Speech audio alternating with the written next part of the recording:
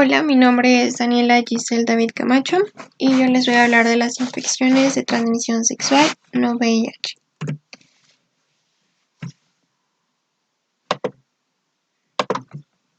Y bueno, en cuanto a nuestro contenido, vamos a abarcar lo que son las infecciones por Clamidia trachomatis, vulvovaginitis como tricomoniasis y cándida, e infecciones por el virus del papiloma humano. Vamos a empezar con la Clamidia trachomatis. En cuanto a la epidemiología, se va a estimar que existen alrededor de 95 millones de casos anuales por infección de clamidia en el mundo. La prevalencia más alta se va a dar en menores de 25 años y se estima que alrededor del 15% de la población en mujeres sexuales activas va a estar infectada y del 10% de los hombres sexualmente activos van a estar infectados. Y la tasa de prevalencia se va a dar principalmente en estratos socioeconómicos bajos. En cuanto a las generalidades, esta va a ser una bacteria intracelular gram negativa. La infección se va a adquirir por contacto sexual. Las infecciones más frecuentes va a ser la uretritis y la cervicitis. Y el tiempo de incubación va a ser alrededor de 7 a 14 días. Otra cosa importante es que va a existir un gran número de infecciones asintomáticas, especialmente en mujeres, que va a ser alrededor del 70%.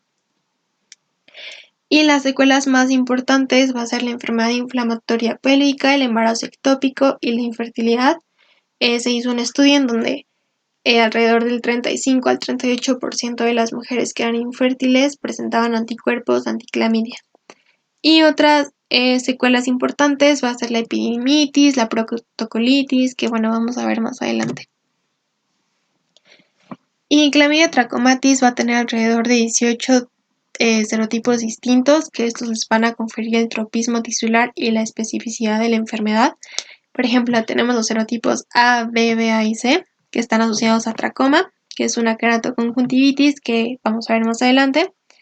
El serotipo de IK, que está asociado a uretritis, cervicitis y proctitis, e infecciones transmitidas perinatalmente.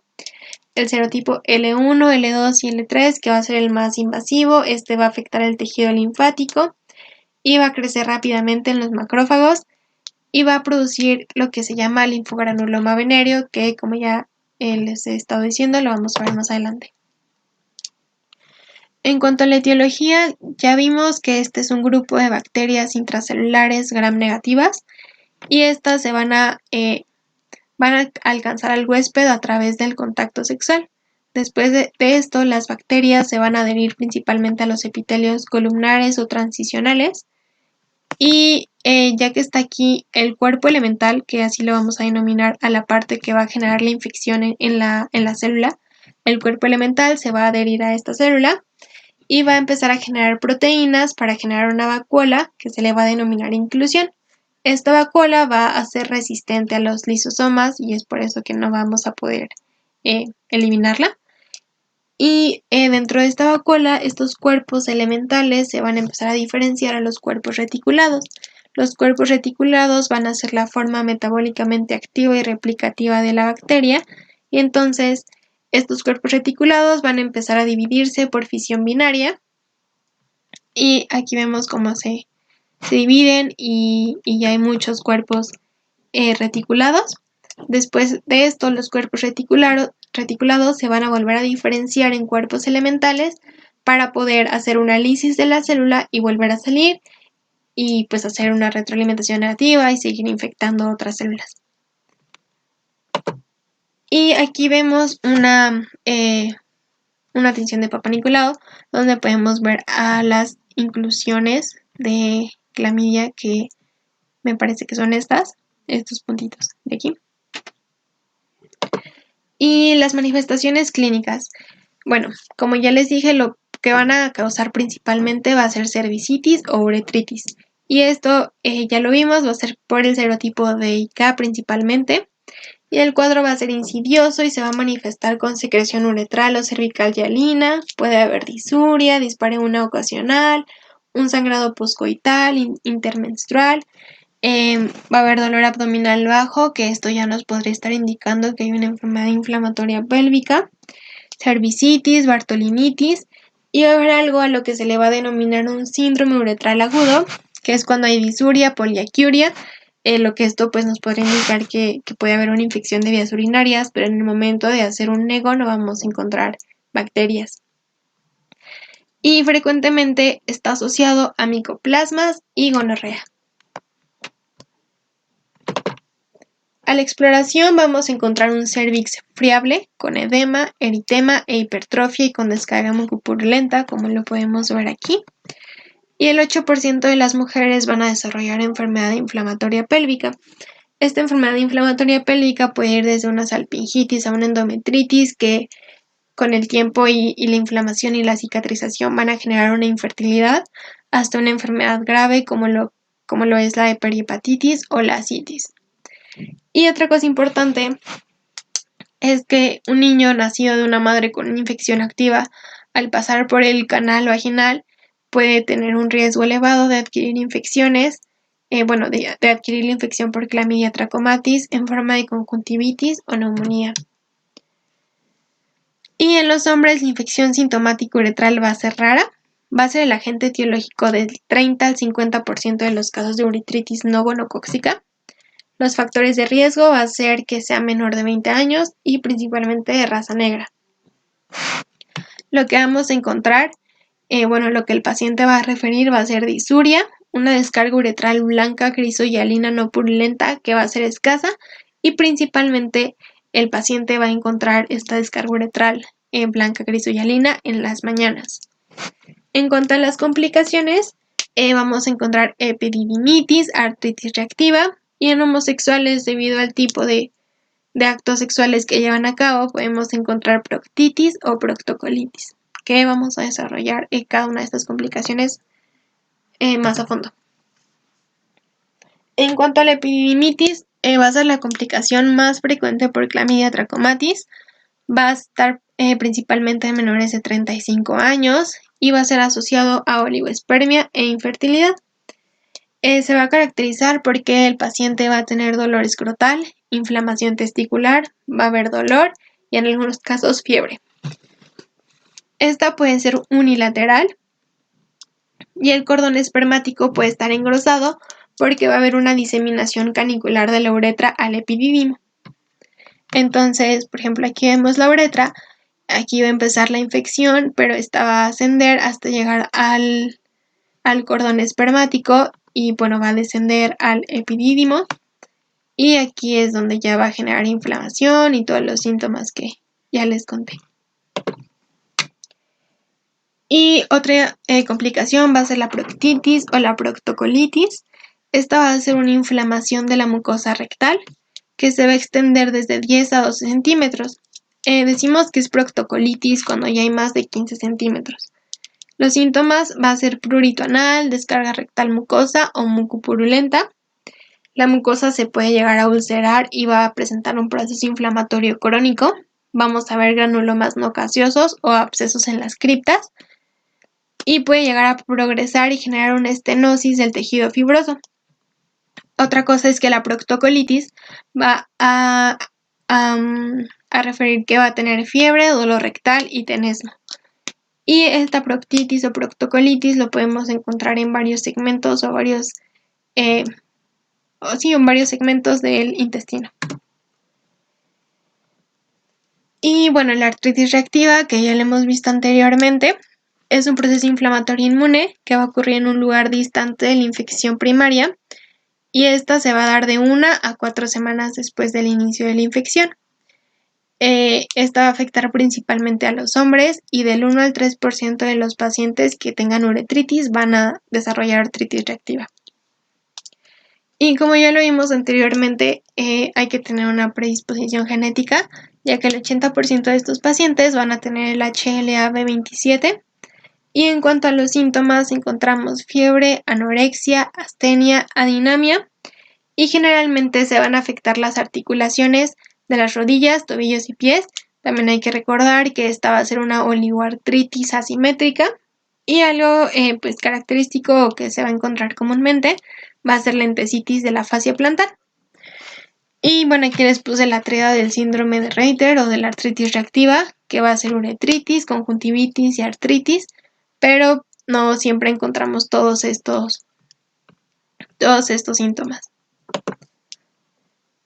Y bueno, ahora vamos a pasar a lo que es el linfogranuloma venéreo.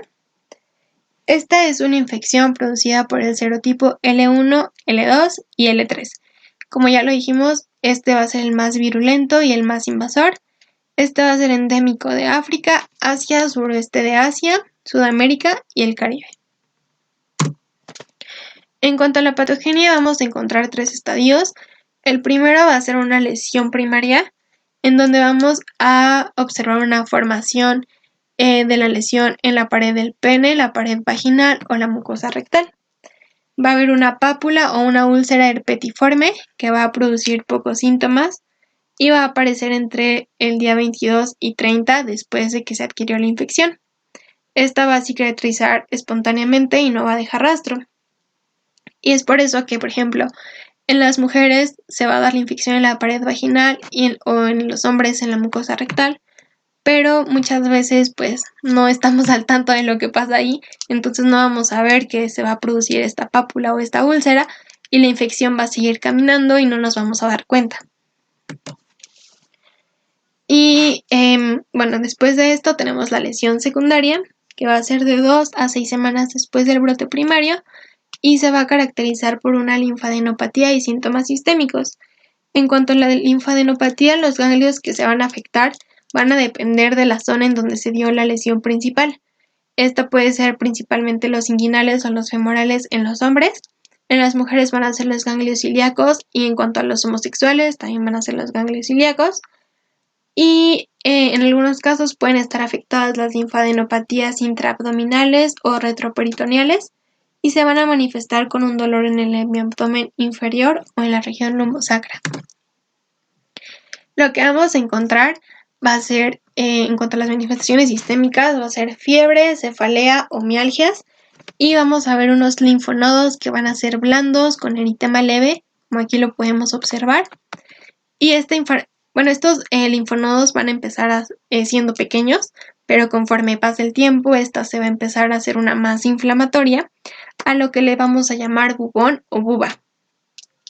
Este bubón o buba puede romperse espontáneamente y va a drenar un líquido que va a ser pus amarilla espesa, que esto puede estar drenando durante semanas o hasta meses. En el momento en el que este bubón o buba va a drenar, los síntomas sistémicos se van a aliviar, o sea, el paciente ya va a aliviarse del dolor y de la fiebre. Y otra cosa importante es que vamos a encontrar el signo de la cuerda o el signo del surco, que va a ser este, que es cuando estos nódulos inguinales van a ser separados por el ligamento inguinal. Y en algunos casos puede llegar a presentarse una meningitis por una diseminación de este patógeno. Y en cuanto a la lesión terciaria, esta se va a dar en los pacientes en los que esta inflamación sigue siendo crónica y va a empezar a generar ya daños tisulares, como lo es una proctitis, una estenosis rectal, obstrucción linfática y una elefantiasis genital. En este caso estamos viendo una estenosis rectal y podemos llegar a ver aquí todo el tejido fibroide que ya se generó. Y en este caso es una elefantiasis genital, que es dada por una obstrucción o una destrucción de los ganglios linfáticos, que lo que hacen es que pues ya no van a drenar el líquido de la misma forma, va a haber una acumulación de líquidos en esa zona y después va a empezar a haber un depósito de tejido fibroide y es por eso que tiene este aspecto. Y bueno, ahora vamos a pasar con el tracoma, que es una queratoconjuntivitis folicular, como ya lo hemos visto. Este va a ser endémico de África, Oriente Medio, Sur y Centro de Asia, América Central y del Sur. Esta va a afectar a los niños de 2 a 5 años y se va a transmitir por contacto directo mediante manos y fomites. También se va a dar por unas malas condiciones higiénico-sanitarias. Y esta va a ser producida por los serobares A, B, BA y C, que ya lo hemos comentado. El periodo de incubación va a ser entre 5 a 12 días y lo vamos a dividir en 2 etapas. La primera etapa va a ser la fase aguda, en donde solo va a haber conjuntivitis folicular de la conjuntiva tarsal. y va a haber una descarga mucoide mínima acuosa. En este momento, bueno, en esta fase se puede llegar a resolver espontáneamente. Y bueno, aquí vamos a ver los folículos subepiteliales, que son como estos puntitos blancos que pues están llenos de células del sistema inmune, polimorfonucleares, linfocitos T, etc. Y también se puede ver la hipertrofia de la conjuntiva tarsal. Si esta infección persiste, no se da tratamiento o hay una reinfección, la fase va a evolucionar hacia la fase crónica. En este momento ya van a empezar a aparecer cicatrices en la conjuntiva y aquí podemos ver estas cicatrices que van a ser estas de aquí. Y estas pueden llegar a deformar el párpado y van a hacer algo a lo que se le denomina entropía, que es cuando el párpado va a invertirse y hacer que las pestañas toquen con el globo ocular, y a esto se le llama triquiasis. Y el hecho de que las pestañas estén tocando con el globo ocular van a ser un traumatismo crónico y un daño crónico en la córnea que puede llegar a generar una pérdida de la visión y en algunos casos hasta ceguera. El diagnóstico lo vamos a hacer con tinción de Giemsa. En esta se van a encontrar inclusiones citoplasmáticas. Podemos llegar a realizar un cultivo que tiene una sensibilidad del 35 al 86%, pero el diagnóstico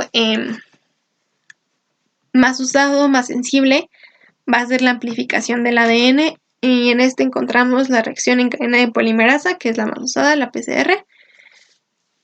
Pero podemos tener otras técnicas como la técnica de amplificación por desplazamiento y transcripción mediante amplificación. Para hacer estos laboratorios se necesita tomar las muestras de secreciones endocervicales o del primer chorro de la orina. Y otras pruebas que se pueden hacer van a ser las serológicas, que va a ser la detección de anticuerpos mediante la fijación de complemento. O por inmunofluorescencia directa o indirecta. Estas son de poca utilidad ya que no van a mostrar títulos altos a menos de que la infección sea muy grave, como lo es en el linfogranuloma venéreo, pero pues decía la bibliografía que no son de mucha utilidad. Y en cuanto al tratamiento, hay que definir si es una infección sin complicaciones o con complicaciones. Si es una infección sin complicaciones, damos doxiciclina 100 miligramos 2 veces al día, vía oral por 7 días. Este está contraindicado en el embarazo. O podemos dar acitromicina 1 gramo, vía oral dosis única, que es como la elección por el apego que va a tener el paciente hacia el tratamiento. Y de segunda elección podemos dar eritromicina, levofloxacino o amoxicilina.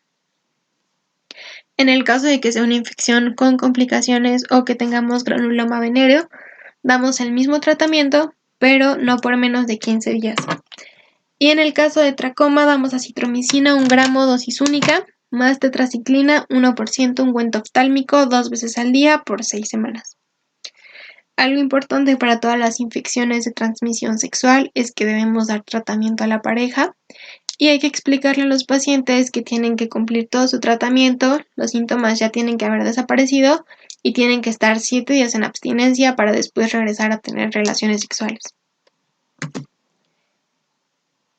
Y bueno, ahora vamos a pasar con la vulvovaginitis y vamos a empezar con candidiasis en los ojos. Esta va a ocupar el primero al segundo lugar de las causas de infección genital más frecuentes en el mundo. Y esta vulvovaginitis es producida por levaduras del género Candida y del 85 al 95% van a pertenecer a la especie Candida albicans. Después de esta sigue la glabrata, crucei, Parasilopsis tropicalis africana. Y algo importante es que esta es una infección micótica oportunista. En cuanto a los factores de riesgo, como ya les dije, esto es una infección micótica oportunista, entonces cualquier alteración en el sistema inmune va a predisponer a los pacientes a desarrollar cándida, como lo es tener alguna inmunodeficiencia o tomar medicamentos inmunosupresores. También algunas otras patologías, como lo es la diabetes mellitus, va a predisponer a tener cándida, el embarazo, tratamientos antimicrobianos, porque estos van a eliminar nuestra flora normal y esto va a predisponer a que otros patógenos puedan invadirnos. alto contenido de estrógenos en los anticonceptivos orales, una elevada frecuencia del coito y otras enfermedades de transmisión sexual. En cuanto a la candidiasis, la vamos a dividir en dos, la complicada y la no complicada. Va a ser no complicada cuando es esporádica, poco frecuente, es leve, es moderada, la probabilidad de que el agente causal sea Candida albicans, y un paciente que no tenga inmunosupresión. Si es un paciente inmunodeprimido, tiene embarazo, tiene diabetes, ya lo vamos a definir como complicada. Y otras características para que sea complicada es que debe tener 3 episodios en un año, más de 3 episodios en un año, es decir, que sea una infección recurrente, que sea una infección grave, que sea una candidiasis no causada por Candida albicans, que sea causada por Tropicalis o glabrata, porque estas dos son las más resistentes, por así decirlo. Y bueno, ya. En cuanto al cuadro clínico, el paciente va a presentar prurito, ardor, dispareunia, flujo transvaginal grumoso con aspecto de requesón, y durante el embarazo vamos a ver un flujo abundante lechoso blanco. Y a la exploración física vamos a encontrar edema, eritema y huellas de rascado. Las lesiones pueden diseminarse hacia el periné, el área perianal, a la zona inguinocrural y sobre todo en los pacientes que no han recibido tratamiento adecuado. También en los hombres pueden encontrarse unas lesiones pequeñas puntiformes rojizas que van a ser pruriginosas a nivel del glande. Y en los pacientes con inmunodeficiencias las lesiones van a ser severas y van a presentarse hasta en placas blancas. Y aquí podemos ver pues cómo está toda la zona eritematosa, podemos llegar a ver estas placas blanquecinas y podemos ver cómo las lesiones se van a extender hacia la zona interna de los muslos. Y bueno, eso sería todo de esa imagen. Y en este caso podemos ver las lesiones pequeñas, puntiformes, rojizas, que el paciente las va a referir como pruriginosas. En cuanto al diagnóstico, esto va a ser clínico y bueno, tenemos que preguntarle al paciente cómo ha sido su flujo, si es grumoso, si es lechoso, si huele mal, etc. Tenemos, también para el diagnóstico podemos hacer un examen en fresco, es decir, que vamos a tomar una gota de la secreción y lo vamos a juntar con una gota de la solución salina. Esto lo podemos visualizar al microscopio y vamos a encontrar levaduras y pseudomicelios y tiene una sensibilidad del 40 al 60%. Y aquí podemos ver cómo se vería. Y podemos hacer un frotis teñido con una tinción de Papa Nicolau que tiene una sensibilidad del 50%, que es este de aquí. Y el método más sensible va a ser el cultivo, que es de 2 a 8 veces superior al examen en fresco. El tratamiento va a depender si es una candidiasis complicada, no complicada o si es recurrente. Si no es complicada, damos nistatina, 100.000 unidades, una tableta o un óvulo vaginal durante 14 días o fluconazol 150 miligramos por vía oral, dosis única. Si es complicada, damos fluconazol 150 miligramos por vía oral, una dosis y repetimos la dosis a las 72 horas. Si es recurrente, damos fluconazol 150 miligramos vía oral cada tercer día por 3 dosis. Es decir, lo damos en el primer día, lo damos en el día primero, en el día cuarto y en el séptimo. Después de esto continuamos con tratamiento de mantenimiento con fluconazol 150 miligramos vía oral, una sola dosis una vez por semana durante 6 meses. Y eso sería todo de Candida. Ahora, en cuanto a tricomoniasis, esta es dada por Tricomona vaginalis, es un protozoo de forma ovalada con 5 flagelos que van a dotar al microorganismo una gran movilidad y este no va a sobrevivir bien fuera de su hospedador. Esta va a residir en el tracto genital inferior de las mujeres, en la uretra y próstata de los hombres y se va a transmitir por vía sexual. En cuanto a la epidemiología, la enfermedad de transmisión sexual es la enfermedad de transmisión sexual no vírica más frecuente.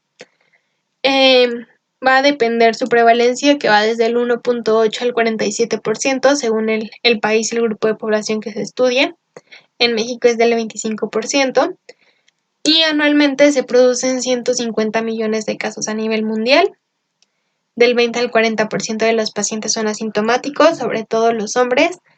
Y bueno, generalmente se va a diagnosticar en las mujeres. Ameboide. Y en cuanto a la patogenia, este microorganismo tiene un tropismo específico por el epitelio escamoso del aparato genital. El periodo de incubación va a ser de 4 a 28 días en el 50% de los casos. Y el pH alcalino va a ser ideal para que se dé la infección por Trichomonas vaginalis. Entonces, por ejemplo, en el acto sexual va a favorecer que se dé la infección porque va a empezar a haber secreción va a empezar a haber flujo vaginal y, por ejemplo, el semen es alcalino, entonces todo esto va a ser un ambiente con un pH más alcalino que es ideal para que el Trichomonas vaginalis pueda producir su infección. Y ocasionalmente se puede transmitir por otras vías como las toallas, agua o espéculos, porque puede sobrevivir aquí varias horas. Y bueno, el protozoo se va a adherir al epitelio y lo va a colonizar a través de las adhesinas y las proteinasas que va a tener en su membrana. Y después de que ya se hizo esta citoadhesión, Trichomonas vaginalis va a empezar a tener una estructura ameboide para aumentar la superficie de contacto que va a haber entre la célula y la célula. Y como se ve aquí en la imagen, se hace una estructura ameboide. Otra cosa importante es que los lípidos y el hierro van a ser importantes para la nutrición de este protozoo y estos los van a adquirir a través de la lisis de los eritrocitos. Esto es importante porque gracias a esto los síntomas se van a exacerbar en la menstruación. Ahora, en cuanto al cuadro clínico, encontramos prurito intenso, leucorrea abundante amarilla grisácea, que ahorita vamos a hablar un poquito más de esta, dispareunia y disuria. Y en cuanto al hombre, puede haber ardor, prurito, eritema en el glande, secreción transuretral, pero como ya lo habíamos mencionado anteriormente, los hombres permanecen normalmente asintomáticos. Y estos síntomas se van a exacerbar en la regla y en el periodo postmenstrual, por lo que ya les comenté. Y cuando existen molestias abdominales, hay que tener en cuenta que puede llegar a ser una enfermedad inflamatoria pélvica. Y ahora, en cuanto a la exploración, encontramos leucorrea. Esta leucorrea va a ser abundante, líquida, maloliente. El aroma siempre lo refieren que es como un olor a minas. Es homogénea, tiene un color amarillo grisáceo y va a ser espumosa. Y aquí se puede ver cómo es. Bueno, en este caso es amarilla, en este caso es grisácea y las burbujas, va a ser líquida y en el momento de hacer una especuloscopía podemos llegar a encontrar pequeñas hemorragias subepiteliales en el cérvix y a esto se le va a denominar cérvix en fresa. El diagnóstico se va a hacer con un examen del exudado vaginal en fresco. Es muy parecido al de Cándida. Vamos a tomar una gota del exudado, lo vamos a mezclar con una gota de suero salino y lo observamos en el microscopio. Y lo que vamos a observar van a ser los organismos móviles que van a tener una forma de pera, como aquí lo vemos, aquí también. Y junto a estos vamos a observar leucocitos. Este examen va a identificar el organismo en el 80% de las mujeres que sean sintomáticas.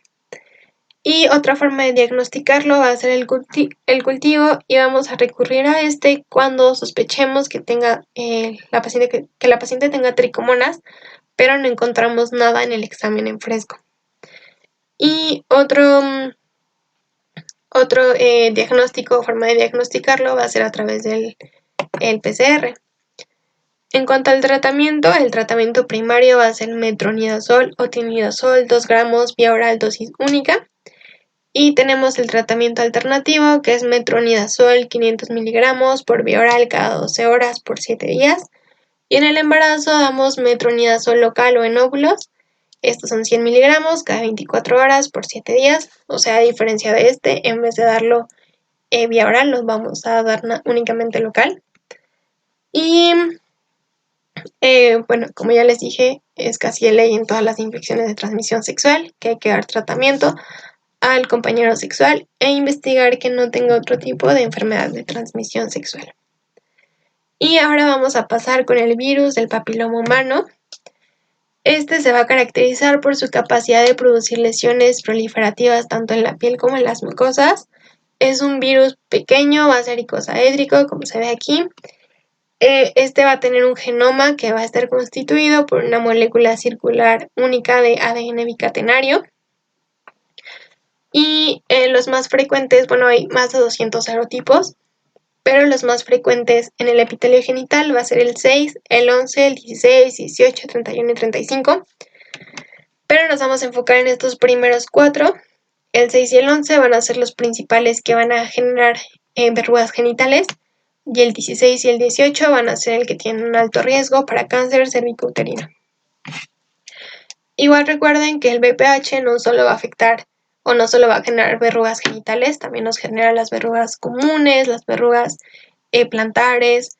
Y bueno, aquí les puse una tabla para que vean cuáles son los serotipos más frecuentes de cada uno de estos. En cuanto a las verrugas plantares, por ejemplo, se asocia al 1 y al 2, las verrugas comunes al 1, al 2 y al 4, y hay unas verrugas que se encuentran comúnmente en los que manipulan carne de ave o de pescado, que se encuentra asociado al serotipo 2 y 7, pero bueno, nos vamos a enfocar en los que generan condilomas acuminados, que es el serotipo 6-11, y a los que tienen un alto grado de generar cáncer cervicouterino, como el 16 y el 18. En cuanto a la epidemiología,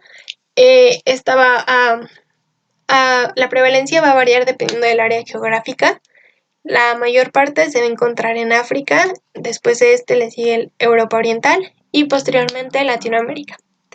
Del 50 al 80% de las mujeres sexualmente activas se van a infectar al menos una vez a lo largo de la vida y va a ser el agente causal del segundo cáncer más frecuente en mujeres. Y así es como se va a dar la infección. Entonces, empezamos con que va a haber un contacto directo con una fuente directa de los virus y si tenemos abrasiones o microfisuras, esto va a facilitar a que el virus pueda entrar. Entonces, se va a dar la infección y el virus tiene que atravesar todas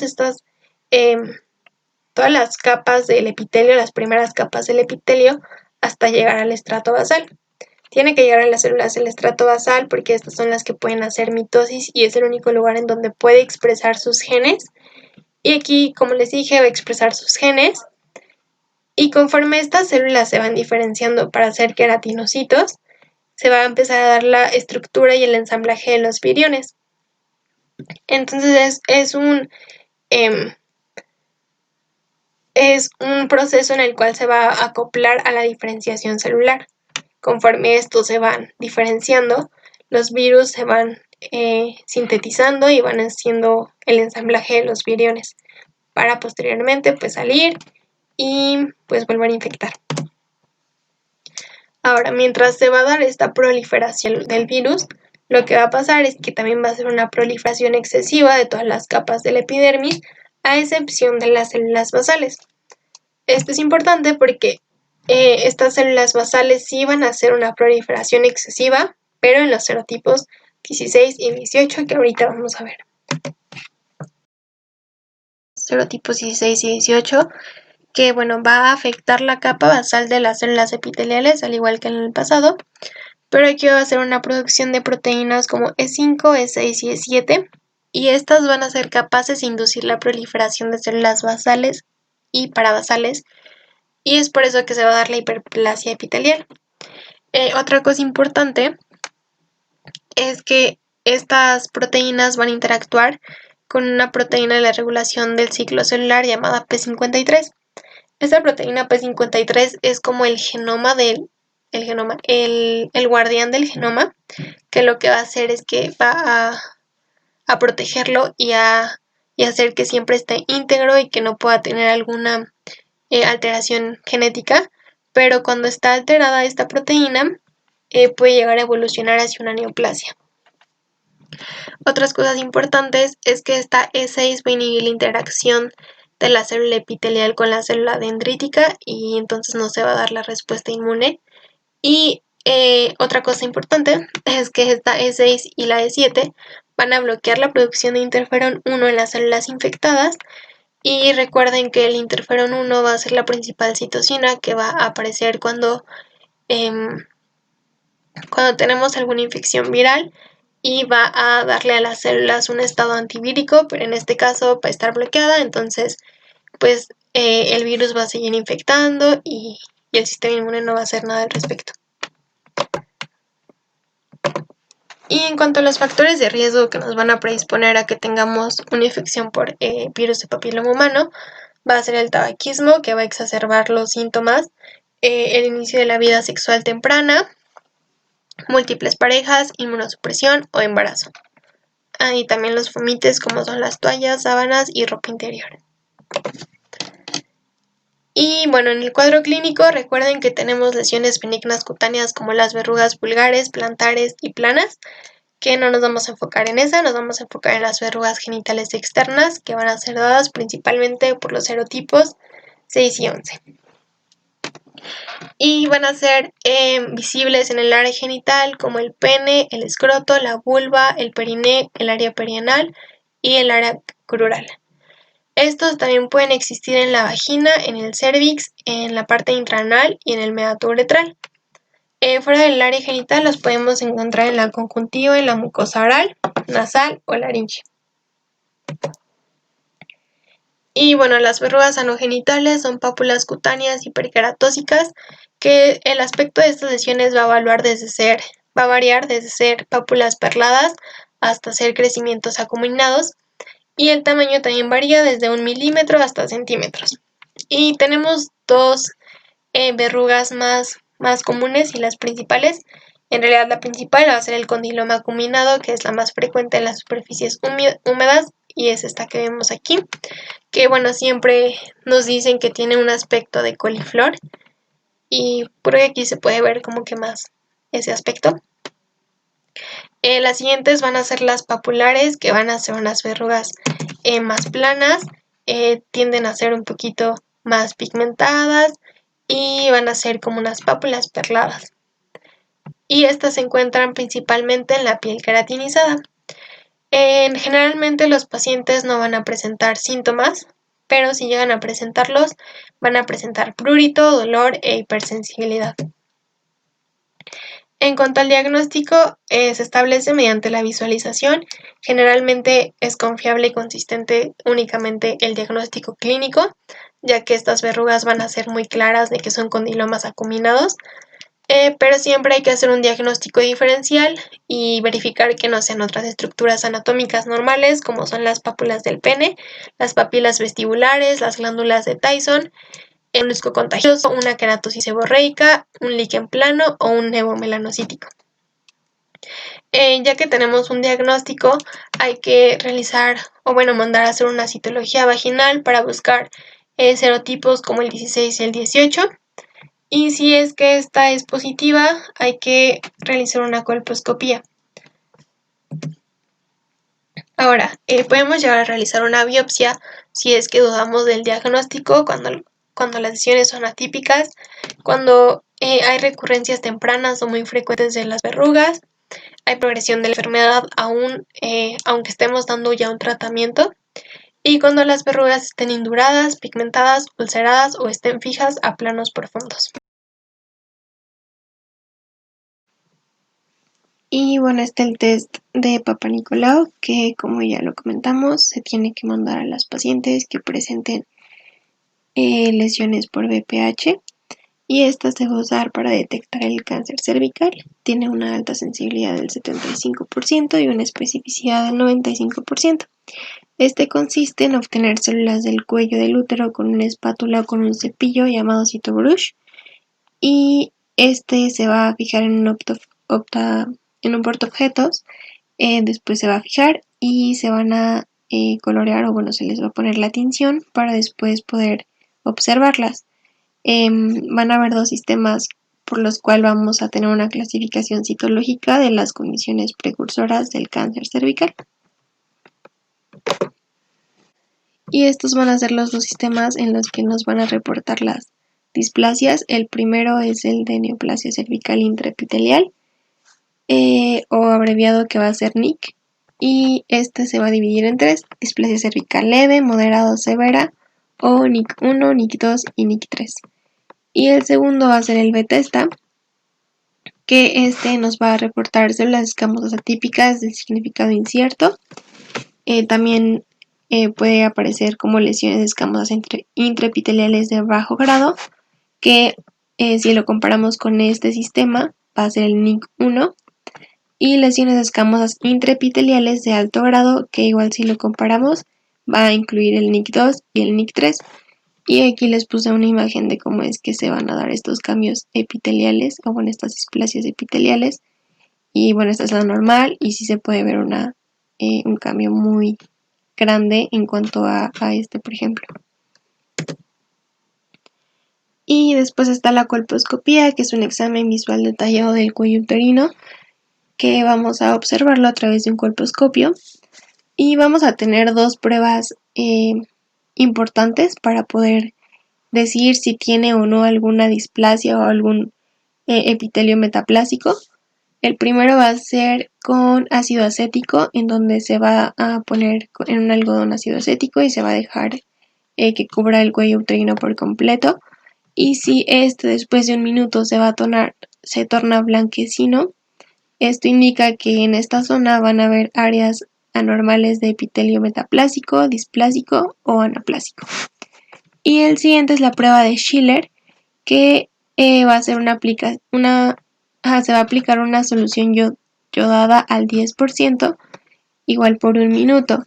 Normalmente el cuello uterino se tiene que pintar de un color cafecito, pero en el caso en el que tengamos cambios epiteliales, se va a colorear como amarillento, como aquí lo podemos ver. Y estos son otros cambios epiteliales que se pueden ver a simple vista, o sea, no van a necesitar ninguna atención ni ninguna prueba, o sea, con el simple hecho de ver el cervix se va a ver de esta forma, y pues obviamente nos va a indicar que hay algún cambio en el epitelio o alguna displasia.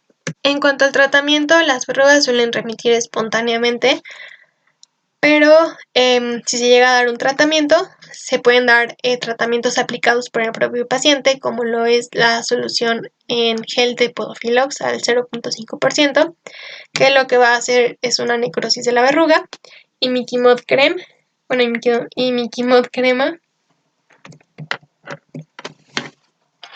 Y en el tratamiento, las verrugas suelen remitir espontáneamente, pero cuando se llegan a dar tratamientos, normalmente se dan tratamientos aplicados por el propio paciente, como es el gel de Podofilox, y esta es una solución al 0.5%. También podemos dar crema y Mikimod al 5%, que es un tratamiento inmunomodulador. Podemos tener efectos adversos como enrojecimiento, ardor y prurito con estos tratamientos. Tenemos otros tratamientos como son los quirúrgicos, como es la electrocirugía o la crioterapia, que este es con nitrógeno líquido, que va a generar la destrucción de las células. El tratamiento láser y ya, bueno, en realidad estos tratamientos y la elección de cada uno de estos va a depender de las lesiones, de cuántas son, del tamaño, etc.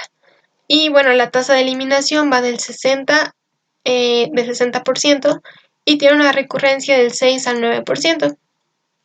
También hay que explicarle al paciente que estos tratamientos no van a curar la infección que ya hay por VPH, pero tampoco van a poder prevenir la transmisión de la infección a los compañeros sexuales. Es la electrocirugía. Y el tratamiento en cuanto a las displasias cervicales va a ser una conización cervical, es decir, que va a haber una extirpación quirúrgica de las áreas afectadas, y esto mediante un ASA, y como ya les dije, va a ser una electrocirugía en donde se van a eliminar una parte del cervix y va a formar como un conito, es por eso que se llama conización. Y bueno, pues ya eso sería la parte de la conización cervical. Después está la crioterapia, en donde se va a usar nitrógeno para destruir las células y como otra opción, láser.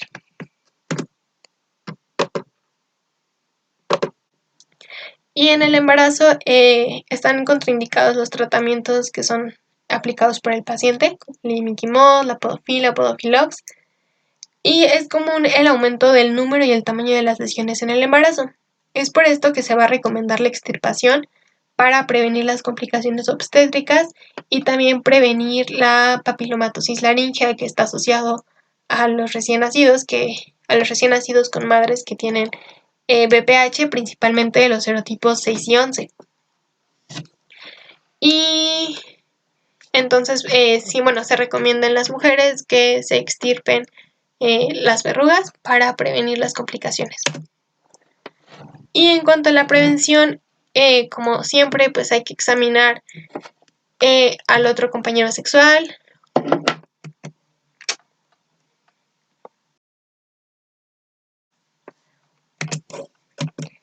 Y en cuanto a la prevención, hay que examinar al paciente junto con sus compañeros sexuales para buscar otras enfermedades de transmisión sexual. Y hay necesidad de que se haga un estudio de Papá Nicolau en forma periódica en caso de que sea una mujer que periódicamente se esté haciendo estos exámenes para evitar el riesgo de cáncer cervicouterino. Y recuerden que también están las vacunas contra el VPH, que tenemos dos actualmente. La primera es la bivalente, que únicamente va a proteger contra el serotipo 16 y 18. Es una vacuna profiláctica que tiene una eficacia del 100% contra cáncer cervical y las aplicaciones son 3, son intramusculares a los 0, 2 y 6 meses. Y también está la vacuna cuadrivalente, que va a proteger contra los 4 serotipos, el 6, el 11, el 16 y el 18. Y es una vacuna profiláctica que pues igual se va a aplicar 3 veces a los 0, a los 2 y a los 6 meses. Y pues de igual forma va a tener una eficacia del 100% contra el cáncer cervical. La única diferencia es que esta también va a proteger contra los principales causantes de verrugas genitales. Y eso sería todo.